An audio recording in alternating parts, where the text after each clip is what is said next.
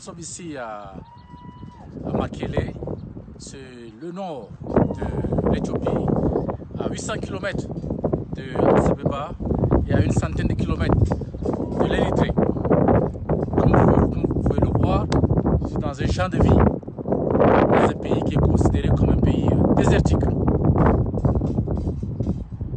Chez nous, on ne le croirait pas. Et voilà, ici on boit du vin produit de l'Éthiopie, on exporte du vin produit de l'Éthiopie. Ici dans le nord de l'Éthiopie, ce climat qu'il y a ici, on peut aussi l'avoir à boire en RCA. Donc nous pouvons aussi produire du vin chez nous. Et alors, en parlant un peu d'agriculture dans ce pays, l'Éthiopie est une référence, tant pour nous au niveau de l'Afrique que sur le plan mondial. Ici, l'agriculture pèse 50% du produit national brut, qui est l'équivalent de quasiment 50 milliards de dollars. Ça fait 25 fois le produit national brut de la RCA, ça fait quasiment 2 fois le produit national brut du Cameroun, à cause de l'agriculture. C'est ça une agriculture qui crée de la richesse. Et si vous vous souvenez très bien, ce pays dans les années 95 a connu la plus grosse sécheresse jamais connue de l'histoire, où plus d'1 million de personnes sont mortes. Et vous vous souvenez de la chanson We Are The World, qui a pu amasser autour de 60 millions pour venir en aide aux paysans et aux peuples qui mouraient ici.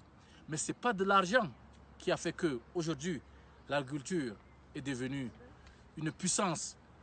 C'est les hommes, c'est les politiques, c'est les stratégies. Et ce que nous voulons aujourd'hui en RCA, ce que nous voulons aujourd'hui au Cameroun, ce que nous voulons aujourd'hui en Afrique, que les Africains viennent ici prendre une feuille du livre agricole, qui, vous comprenez comment, face au challenge. Ce pays a transformé les pauvres paysans en des producteurs de surplus. Il est certes, aujourd'hui, l'Éthiopie continue à faire face aux défis. Par exemple, l'eau. L'eau est un très grand défi. Ils ont une pénurie d'eau. Et il y a aujourd'hui ce grand débat, ce grand problème, cette guerre potentielle qui se pose entre l'Éthiopie et l'Égypte à cause de l'utilisation des eaux du Nil. Comme vous le savez, la vie en Égypte dépend du Nil. Et le Nil traverse l'Égypte, traverse l'Éthiopie. L'Éthiopie vient de construire un barrage hydroélectrique. Elle veut en profiter. Mais l'Égypte, voyant de cela une menace l'Éthiopie. Alors nous sommes chanceux en RCA. Nous sommes chanceux au Cameroun. Nous avons de l'eau à vendre. Mais nous mourrons de faim. Ici, les challenges, ils n'ont pas d'eau. Et à côté de ça aussi, ils ont d'autres challenges. Par exemple, les criquets qui font ravage dans ce pays. Mais jusqu'à là, les stratégies et les politiques sont mises en place de façon à ce que le pays devient résilient devant ces challenges-là. Alors, il nous faut, principalement en RCA, venir apprendre de qu'est-ce qu'ils ont fait ici pour être là où ils sont aujourd'hui.